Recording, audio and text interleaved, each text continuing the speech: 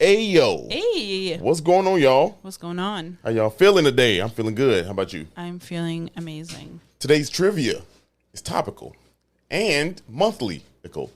Monthly coco. Since it is Pride Month here, got some trivia about Jane Addams. Okay. Did you know? That's not trivia. Trivia is a question. Whatever. This is trivia. I got a question for you. Like, did you know that Jane Addams might have been a part of the LGBTQA plus community? Really? Yes. I'll explain. I did not know that. I'll explain that after the break because some of y'all are probably scratching your heads right now. But I'm right. Y'all wrong. Anyway, 77 flavors of Chicago. Wow. Let's get it. It's Sarah. And it's Dario. And we traveled through all of Chicago's 77 community areas. We shared some great stories and took you to our favorite restaurants. But you know what? There's more Chicago history and food to discover. So join us as we connect you to the greatest city in the world. You know why? Because this is 77 Flavors of Chicago.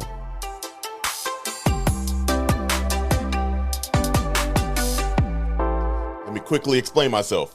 So, here's how Jane Addams might have been, with an asterisk next to Mike, been a part of the community here. Okay. So, it is noted that she did live and have a partnership with another woman. She flicked the bean? No, she did not. It cannot be. Their sexual relationship cannot be confirmed. But they lived together. It was what's called a Boston marriage, where they are just partners. They live together. They really work together. But nobody can confirm. It can't be confirmed that they were ever sexual. So, in June. Not even in her diaries? Right. Well, I mean, who knows? I don't know. Did we read them? I mean, Or did we just leave them? I'm sure somebody read them. Maybe. But I thought that was a very interesting fun fact. That is very interesting. The reason why I bring that up is because in research I saw that there are several different like groups and things like that and organizations that honor her as a woman of gay icon. Yeah, as a woman of power for one, and then she was in support of that community anyway, right? Well, she was in support of everything, like everything good. She was in support of. She was. So she was a real one. Yeah, there you go. Man, y'all take that bit of information. I like that. That's pretty dope. How you feeling? I'm feeling really good. I just did a 3-mile walk. That's wild. 3-mile walk ain't that bad. It's not. You say it's like an hour and 15 minutes maybe. Yeah, that's not bad. Yeah, we did that worse. For sure. For sure. But this was a trail. But so you also was with Lululemon. I was with Lululemon. It's the launch of their Blissfeel trail shoes. Oh. So they invited a bunch of people out to test the shoe, create content. Blissfeel, huh? Blissfeel. And our good friends at Black People Outside invited me to join. Blissfeel or Blissful? Blissfeel. F-E-E-L? Yeah, babe, I know how to spell. No. I'm just trying to. Blissful looks like. No. I'm telling you, it's Blissfeel. No. Yeah, Blissful, Blissfeel, or Blissfeel, as in fill up a cup. Blissfeel. I got it. I got it now. I got it. The feeling of bliss. Okay. Oh, I got it. You did not get it. When you say that. But yeah, you had the option of to either run 7 miles or walk 3. Your girl walked the 3. Did anybody run? Yeah, a large group of people ran. 7 miles? They ran 7 miles? Yeah, we finished at the same time. The 3-mile walk and the 7-mile run finished at the same time. Jeez. Okay. Wow. That's like a quarter of a marathon. Yeah. Is it? No. Yeah. Yeah. It is a quarter. Damn. They should get a medal. I mean, they got free shoes. Yeah, they got free shoes. They got free and a bus ride back. Yeah, right. So it was really nice because we got there. We got to Lululemon at like 9 a.m. They have a locker set up for you with your shoes. You go in, you change into your shoes, and then there's a table of trail mix. You build your own trail mix bag. And then there's like juices and ginger shots and stuff. And then ginger shots? Yeah, the turmeric, ginger, black pepper, carrot juice shot. I think I might have had that one time. It's delicious. I love it. Some people hate it. Some people think it's too strong, but I love it. Yeah. And then it was like a 45-minute drive to Glen Falls, which is where the hike was. We hiked. We did some like community building, reflective work. and then we went to Brookfield Zoo for lunch. Well, y'all just had a day. I know, we just had it. So today, the day that we did this is also National Children's Day, and so they wanted to bring your inner child out. So that's why we did it's like a field trip. They love these play on words and shit.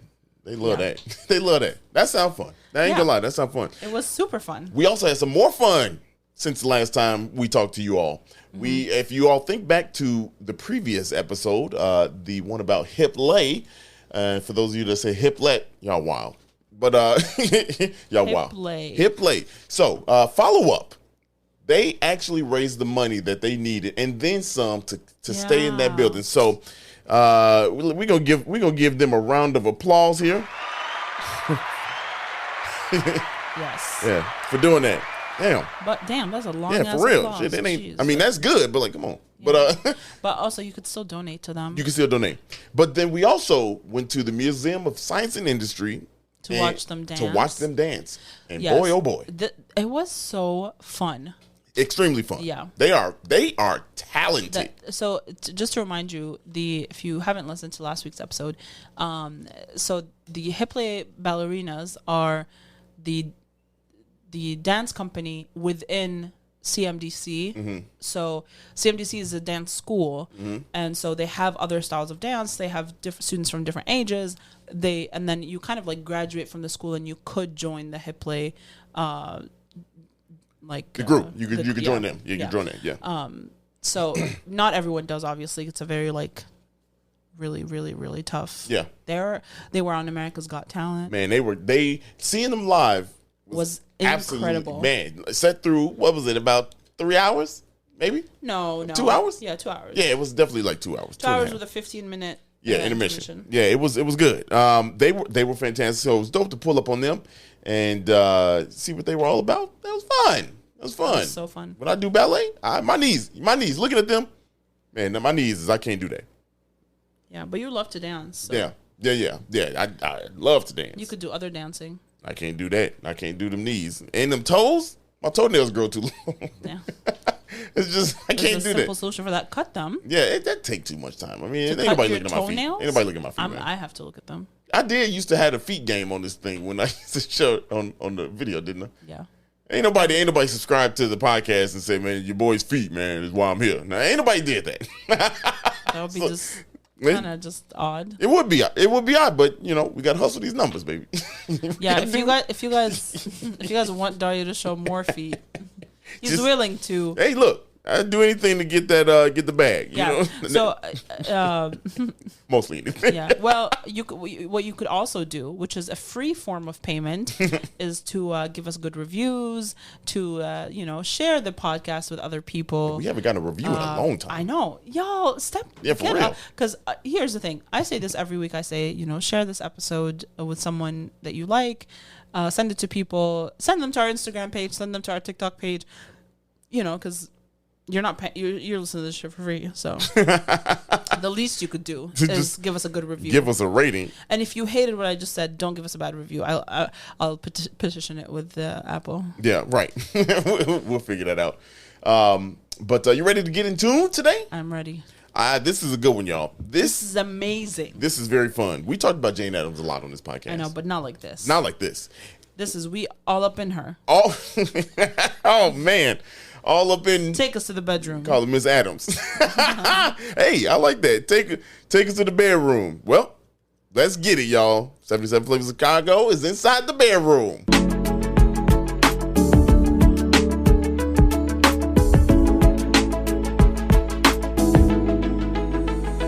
First of all, y'all, we are sitting in Jane Addams' bedroom in the Hull House.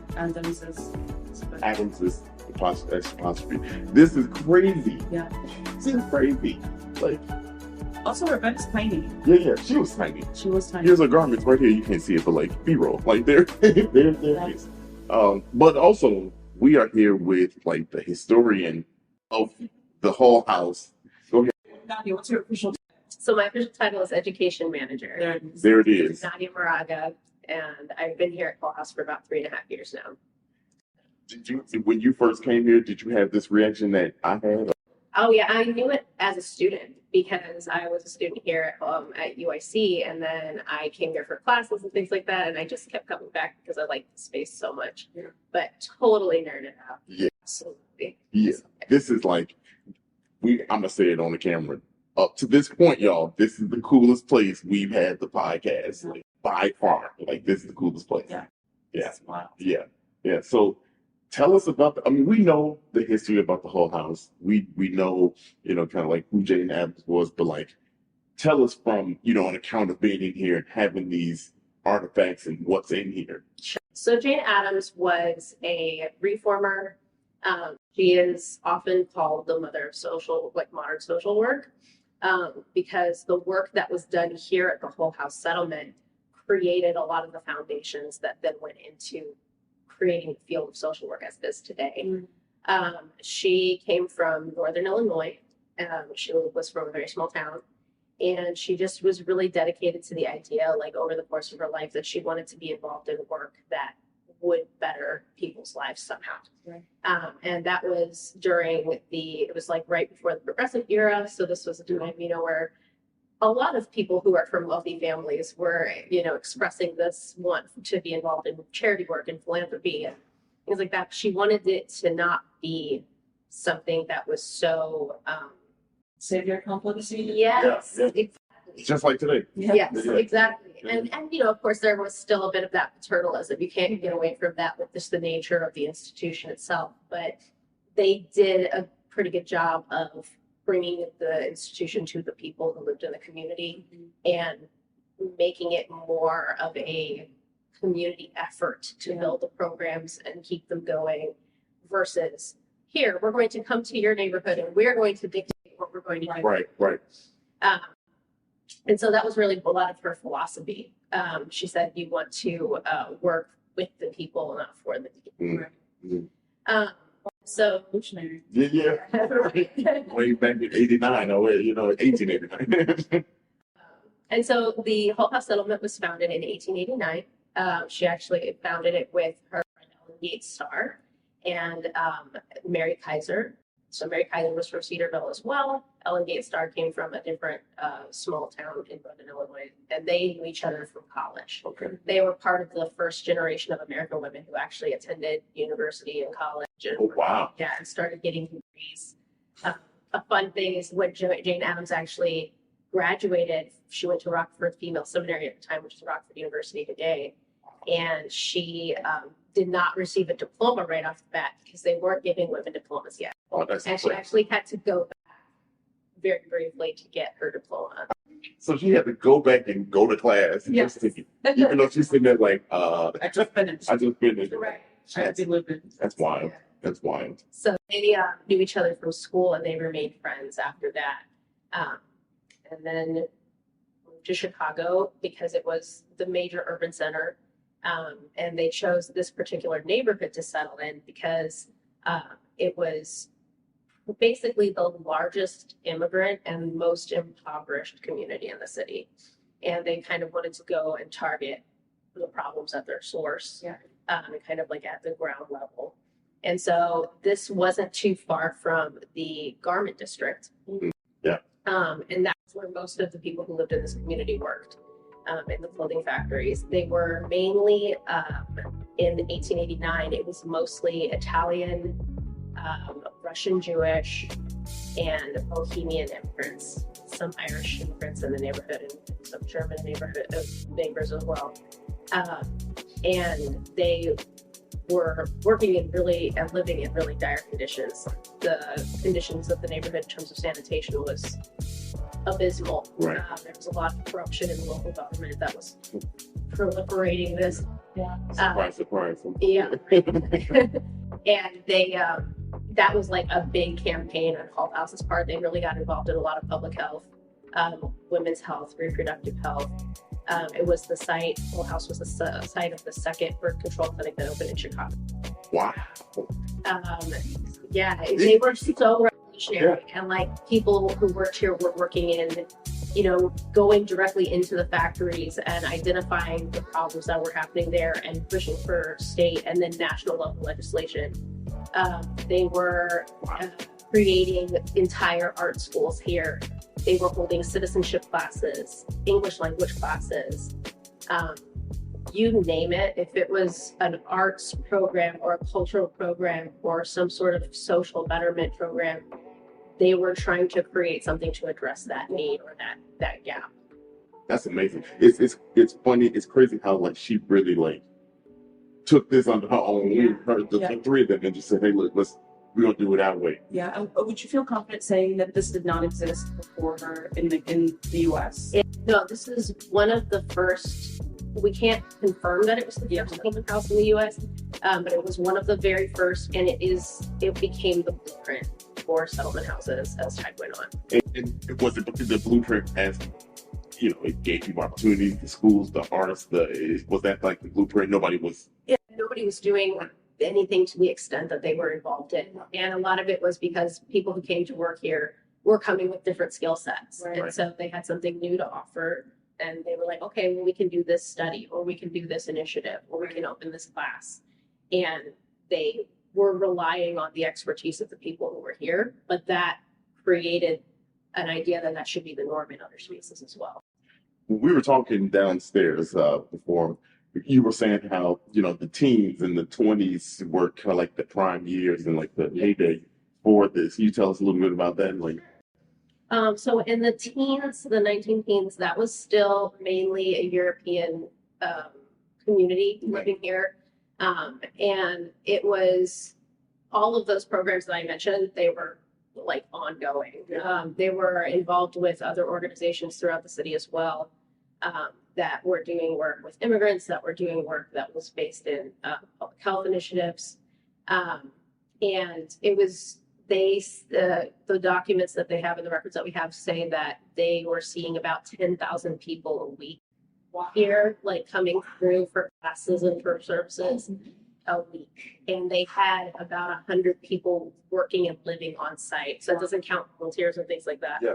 But literally boarders who were working here during that period.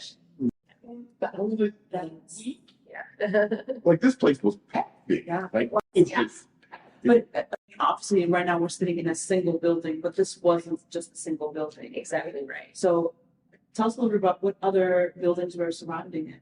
Sure. So this was actually a family home originally. That was built in the 1850s, and then in 1889 they actually rented out just like part of the first floor and part of the second floor to start their programs in. And then over time, as they started to have more resources and more interest, then they ended up renting out the entire space. And the person who owned the house, one over, eventually became part of the association, and she just basically gifted the house to them for the use.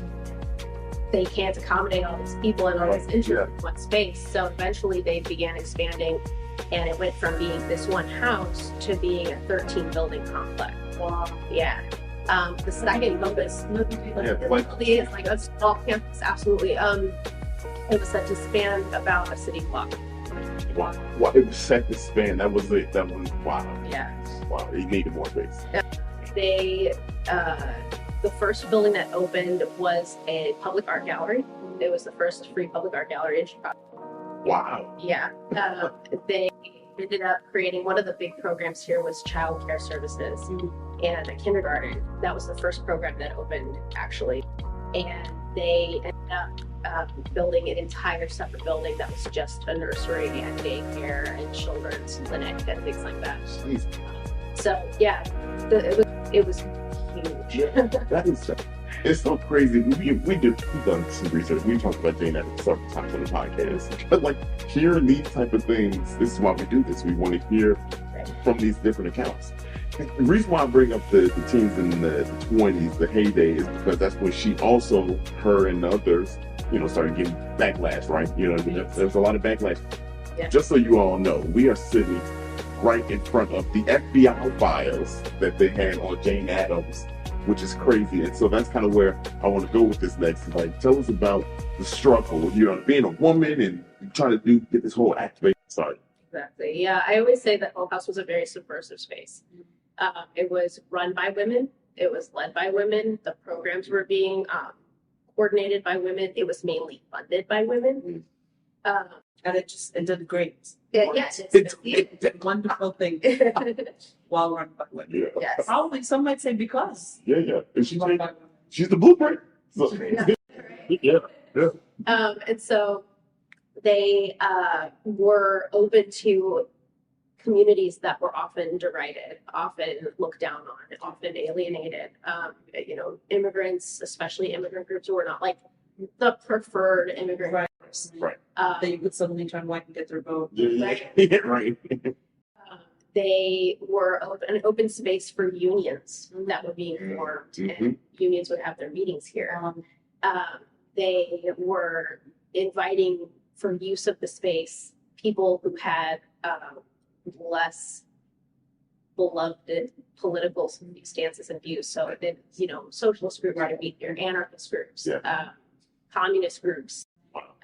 And so it was a space that was open and welcoming, which made it frightening in some ways. Yeah. Everybody's here. Right.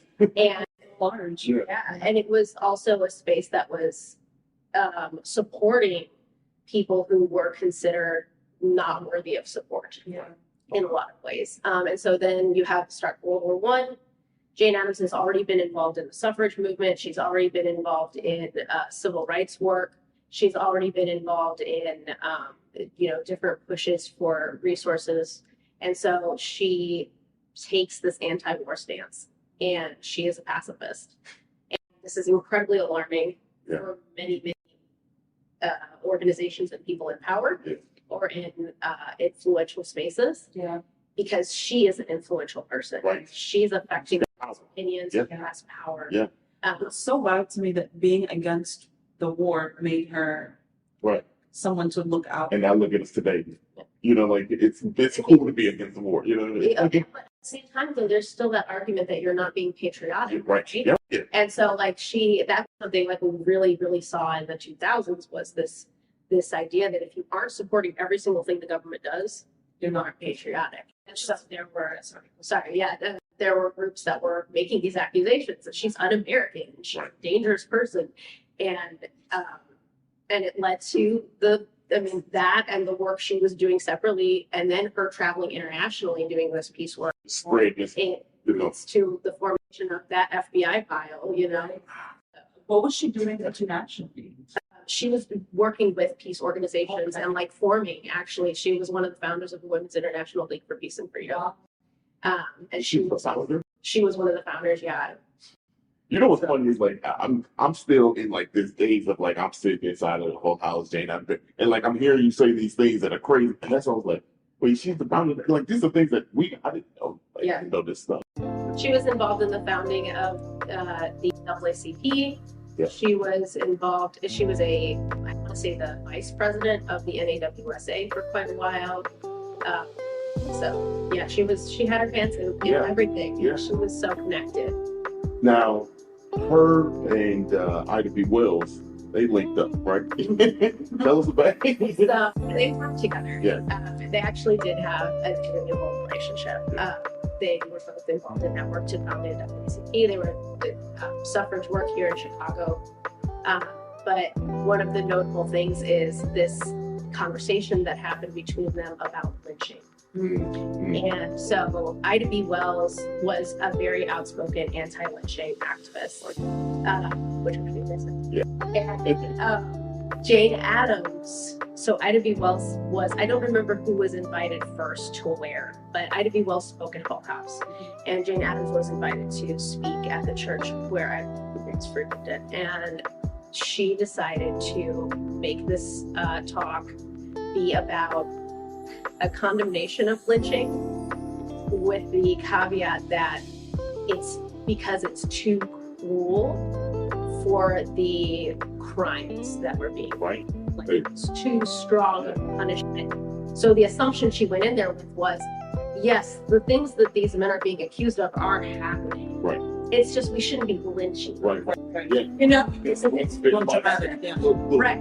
Yes. And Wells responded to this with a massive body of work that she did that literally took and analyzed every single, and I forget what city it was, but every case of lynching over a period of years and the so-called crimes and reasons for which they were done and which they were committed. And she basically blew Jane Addams's, claim out of the water that these men were committing crimes that were leading to this. When in actuality, they were black men living and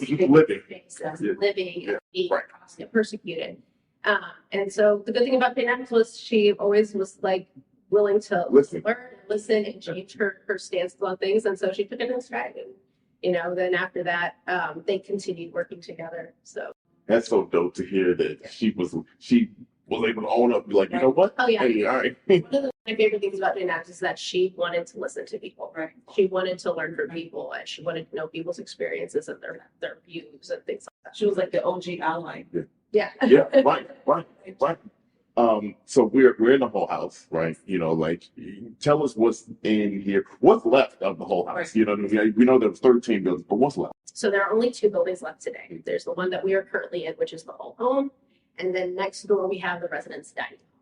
And so just like it sounds like, that is where the people who worked on site would have their meals, would have gatherings.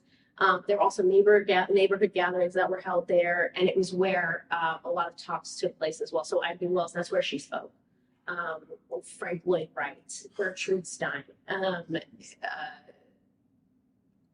Kropotkin, there were all of these personalities who were coming through Whole House. That's where they were, having their speeches and stuff. So Just amazing. And what is it now?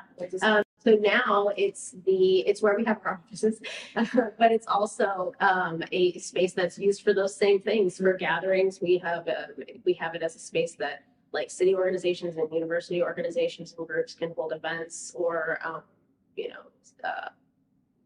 just gatherings in general. And we work with a lot of community partners and organizations in the city, and we have programs that we host there as well. And then we're right now in the museum, right? And it's open. People can come and visit the museum. Can you tell us a little bit, like, where can people find the tickets, the hours, stuff like that? So we are a free museum. We are open Sundays from noon to 5, and then Tuesday through Friday, we're open from 9 to 5. And then you can go on our website and make your reservations out there. We also have free public tours every Friday at 2 p.m. You can make a reservation for that as well on our website. But we also accept walk-ins, so come see us. Come hang out. You have to come see this. Yeah. Like, this is just It's amazing. literally one of the best experiences. And it's so well preserved. Right. You know what I mean? Yeah, there's been a lot of care. We are part of the University of Illinois Chicago. And so we get that maintenance work right. So it's a conservation space. As it It's should a be. national historic landmark. So Right, that's Yeah. That's awesome. You all come check it out. Nadia, thank you. Thank you so much. It was It's so amazing. great to have you here. Thank Oh, you thank you. for reaching out.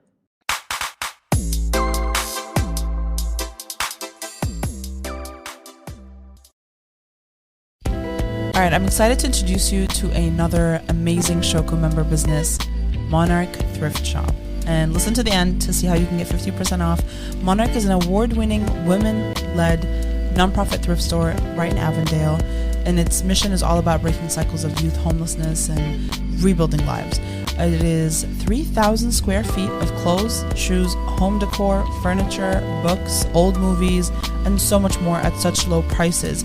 I mean, pants and shorts are about $5, and dresses and skirts are $7. And on Fridays, all their clothing is 50% off. And just considering those prices, you're bound to find something that you love. And you can explore your artistic side at the shop by visiting One Heart, One Soul, which is an art gallery right there. And they offer free art supplies. So you can meet up with friends or, go on a date. It is listed on Time Out Chicago's list of top unique dating spots. So check it out. It is kid-friendly and pet-friendly. You can plan your visit to shop there today. Mention 77 Flavors at checkout for 15% off. And if you're shopping online, use promo code SHOCO15. That's SHOCO 15. Monarch Thrift Shop is located at 2875 North Milwaukee Avenue. To learn more about this fun and fabulous store and how to support its youth and former prisoners, go to www.monarchthriftshop.com.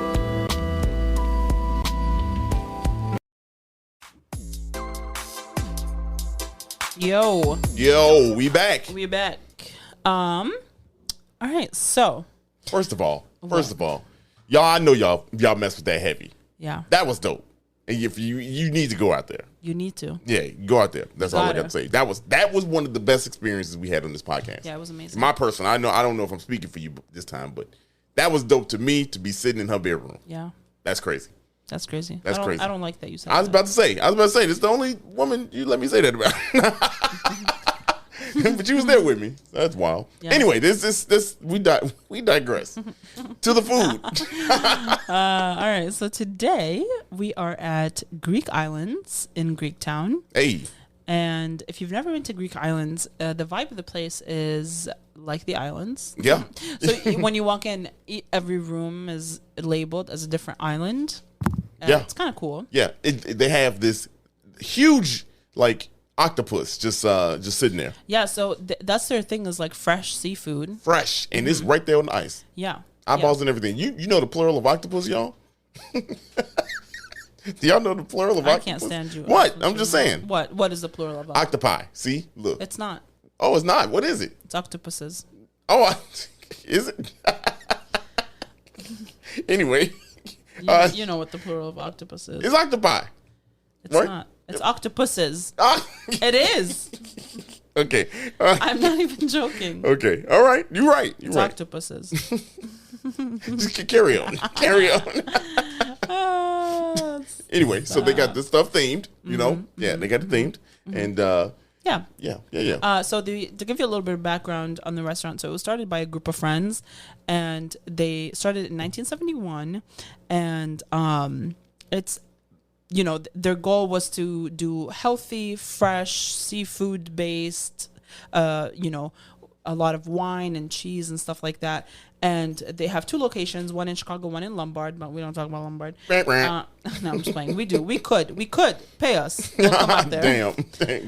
Metro money. money. Metro money. That's Damn, we taking the metro to Lombard? I mean, I guess we have to. transportation. But yeah, a lot of their ingredients are imported. So they import their wine, their olive oil, their cheese, a lot of their seafood, their olives, their herbs, their spices. Everything comes from Greece. Their feta, like, That's yeah, not, the prices are not bad. they're at all. Right. At I mean, all. for most of the stuff to be imported, Yeah. usually they tax y'all. Woo wee. But no, this Yeah. is good. So they ship 9 tons of lima beans a year from Greece. They ship 40 tons of olive oil a year from Greece also, obviously. Wow. Wait, 40 tons a year? Of them, of just extra them. Yep. Of extra Wow. virgin olive oil. Wow, that's a lot of olive oil. That's a lot. Damn. Just that one spot. I wonder what Greektown as a whole imports. Shit. Damn. If they doing 40 tons out of that one spot? Crazy. Ooh. Okay. Crazy. Wow. Yeah, so let's talk about what we ate. So the menu is, you know, you have your appetizers, you have your main entrees, you have your seafood section, blah blah. But we decided to do something that will allow us to try multiple things. So we did the dinner for 2, and basically what it is you get to choose an appetizer, 2 appetizers, right? And you get the saganaki, which is the flaming cheese already with it. And then you get to pick your entree that has 4 items on it. And then you either get like rice and potato or vegetables. And then you get dessert and coffee. Yeah. Which I think, y'all, this deal is a very good deal. Here's why. Yes, some of the portions are smaller. You get like a taste of some things. But for the most part, it's a filling plate. It is. We couldn't finish it, Yeah, honestly. Yeah, it's like sometimes when you do the dinner for 2, you get skimped, right? Yeah. You get skimped just a lot. This one you don't get skimped a lot. You get At all. skimped, but No, I don't rightfully think so. so. I don't No. think so. I mean, you get 1 meatball as opposed to You like get 2 meatballs. 2 small meatballs versus I think it's like 4 Yeah. regular maybe. But it's only $40 Yeah, right. for all of this stuff. And that's what I'm saying. And for 2 people, Right. that's a deal. No, 40 per person. That's a deal, right? 2 people, like yeah, 40. That's 38 what I mean. per Yeah, person. 40, 80. So $80. I mean that's good, y'all. Is what I'm trying to say. Okay. Yeah, so normally you get the full menu, but let's talk about what we picked. Yeah. Let's start off with Saganaki because that came out first. That came out first. That was I always like Saganaki. Oh my god, I'm so sorry. It's $29.95 per person, not $39.95. Yeah, so even better, yeah. Even so better. we got the Saganaki, which is the flaming cheese, and I recently learned that Saganaki is not traditional to like they don't serve it in Greece. It just became like an American Greek thing. What? I know. What? Oh damn! I feel slighted. No. If that's American Greek, then whatever. But it's fire though. I like it. Yeah. This one was Saganaki is always a little salty. It's definitely salty. It's salty. This one was just a little bit. It was noticeably more salty than I've ever had. Not bad because I still smack. Yeah, I still smack. You ate half of it. So here's what I think. Do you think that would be good with like any kind of like sauce or something? Like the Saganaki? Yeah. Do they serve it like that at any place? I don't know that they do. I think it's just a flaming cheese with a lemon juice on top. Yeah, I think a sauce would be good with it. I think so. What kind of sauce? I have no clue. Sweet or savory? That's maybe. Are you thinking like an apricot jam? Yeah, I'm thinking like that's what I'm thinking. Or are you like thinking like a chimichurri? Both could work. You know what I'm saying? Both could work. That's a good one. Greek Islands, holler at us. Greek Islands, holler at us. Because I think that'd be good. But y'all gonna like it. If you like Saganaki, you like the flaming cheese, you gonna like this. Yeah. You're gonna like that, period. I just wish we had more. The Saganaki, there's never a lot of Saganaki. I feel like it's just not enough. You I guess more? we splitting it. That's what it is. You know what? We splitting two people. So True. You cut it in half. Okay, I take that one back. Y'all doing y'all thing. Holler at us, Greek Islands.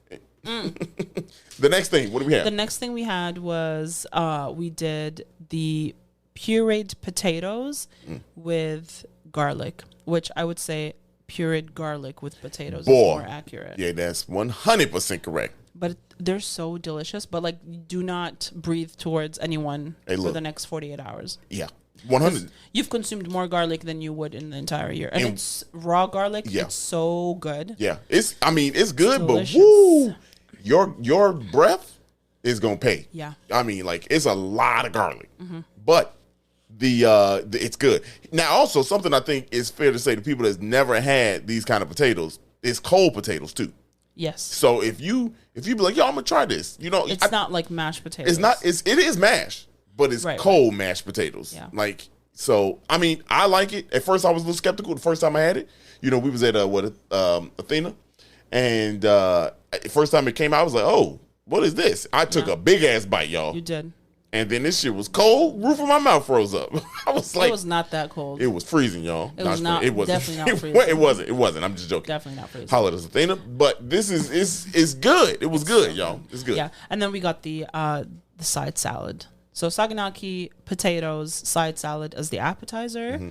That side salad smack though. Yeah, it was really good. It had the feta on it was amazing. Or feta, whatever. Yeah. That shit was good. Yeah. So for the entree, you get to choose 4. So you get the sliced roast leg of lamb, moussaka. That's what we did. We did the moussaka, the leg of lamb. We did the chicken, the chicken skewers, and the meatballs. Yeah. So the moussaka comes in vegetarian too, if you want that. But I love the one we got that has the ground beef in it.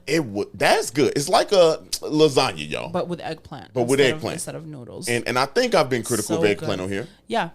Yeah, because you're disrespectful and people have come to accept that, unfortunately. Even though they should criticize you all the time. Hey, look, I just like to say this eggplant was smacking. It was good. All eggplant is smacking. You're just a hater. No, this was good. Come on now, like not all eggplant is good. That's just the bottom line. That's not true. No, it. I mean, it's all right. Sometimes eggplant can go left. You know what I'm saying? How? I don't know. It just can. Yep. But this is good, y'all. I think you're like if you like lasagna, there's no reason why you wouldn't like this. Yeah, you wouldn't like it. You would like it. What else we had? We got the chicken. The chicken skewers. That's your favorite thing ever. Yeah, come on now. Look, the chicken skewers. This is the Middle Eastern stuff, like the Mediterranean area, right? Yeah. I said this before. I'm gonna say it again. Y'all really don't mess up chicken. If you're from the Middle East, Mediterranean area, y'all got that on lock. Chicken is y'all thing. it's hit every single time. Every single time. Not a miss. Yep. And this is the same thing. It's just going. So good. The meatballs were amazing. Yes. The meatballs have mint in them, which is super refreshing. Yeah. I absolutely love that. Here. Yeah. My only criticism with this family meal is that you don't get a lot of meatballs. Dario would like 12 to 24 meatballs per serving. Okay, that's what he would like. Yeah. Look. Even the entree, not the entree, but the appetizer that has meatballs in it only serves 4. Dario would like 3 of those. Yeah. Right. I love them. They are You good. just love meatballs? Yeah. Meat. Stop it. You just love balls of Stop meat? it. No. I do though, but they are good. Yeah. The sauce is always good on It's it. fresh and minty. Yeah, this was different. I don't think we ever had one minty like this one. I don't know. With a mint taste. No, it's not minty, y'all. Like It's not minty. It's not yeah, minty. but like the peppermint freshness. smear gum. No, there's a difference between peppermint. spearmint gum. Yeah, spearmint gum. Look at you. I tried to say pepper spearmint. Pepper spearmint. But yeah, it was good. It was really good. Yeah, it was delicious. Next we had dessert and coffee. So for coffee, it's just plain black coffee that they give you creamer and sugar for. The desserts we had baklava. What do you think? I love it. I had baklava. What is it called? Baklava. See, look at it. Let's slip up. But I had it, and ever since I had it, 3 years ago now. Yeah. I mean, because it's different. It's very different. I love it. My mom is coming to visit next month, and she was like, "What should I bring Dario?" I was like, "Baklava." Yeah, baklava is good. Those Shit. little Syrian desserts that are If you never had it, it is amazing. that's one thing you can't use your fingers with though, because that shit gonna stick to you like glue. Yeah, well, sometimes it depends on who makes it. I like it a little less of the syrup. Yeah, Some people love it drenched in syrup. you know but, me. That's me. I give it to me like that. To me drenched? Yeah, absolutely. Just outside- out of Now control. this is to kind of go back to what I was saying about it's a good price.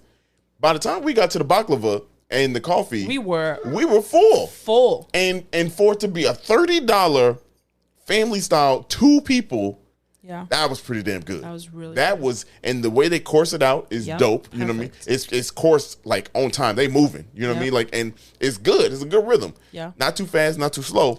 But by the time you get to that dessert, Yeah. We did have a second item of dessert. So it comes with a slice of baklava and a slice of something else that I cannot pronounce. Gala Burrito? Inoko is the thing to do. Okay, well, whatever. It's a dessert that has custard baked in phyllo, which So same thing as so baklava good. almost. Absolutely nothing like baklava. Okay. Baklava is nuts in phyllo. This is a custard in phyllo. I heard the word phyllo and I just thought the same. So I'm sorry. I'm sorry. Do you see how offended I was? Yeah, I was about to say I'm sorry. was I'm sorry for extreme- anybody yeah. that I Me, offended with apologize that. to me. I'm sorry. But no, it was good. Honestly, we like Greektown a whole bunch. Like Yeah, we love we Greektown. in this podcast, not to say that we skewed a certain way. No. We've done a lot of Greektown. Have we? Yeah, some stuff we don't air. You know what I mean? Like stuff that but we've done a lot of work in Greektown. Yeah. As well. I mean, we need these other chambers to fuck with us. Then. Get on board. Yeah. Get in tune.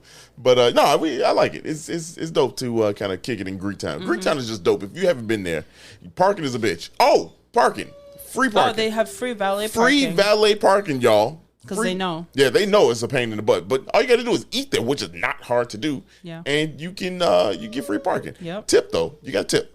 So that's my 2 cents. What you got? You got any more?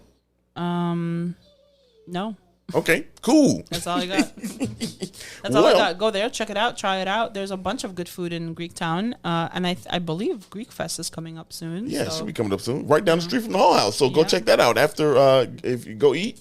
Go check Oh, out the the Hall House is free, y'all. Oh, pff, I know. We said it. mentioned We it. said it but already, like but just a yeah. reminder towards the end of the episode, the Whole House is free. yes. So if you did enjoy this episode and you want to support us, please share this episode with someone or tell them about our podcast. And if you did not like this episode, I think you should go seek help, Yeah, for real. because why are you still here? It's been 2 years. Yeah, that's a fact. But we're glad you're here. Oh, wait a minute. Stop the music. Stop the music. What? Our 2-year birthday is tomorrow, y'all. Oh my God. If you listen to this on Monday, our 2-year birthday is coming up. So thank you all. Yeah, for real. Thank you all. Well, as I tell you, to as you stop was roasting, listening, as you was roasting. But thank you Yeah, for for real. listening to our podcast. For 2 years. 2 years. We appreciate you. That's we almost forgot our birthday on Damn. but That means Dario and I have been together for 3.5 years. for three and a half, yeah. It's been a beautiful ride, y'all. Thank you for the good times. We appreciate you. But now, you want to redo that ending? Yeah, so if you did like this episode, go ahead and send someone you like. Support us because you listen to this shit for free. So you might as well just give us some ratings.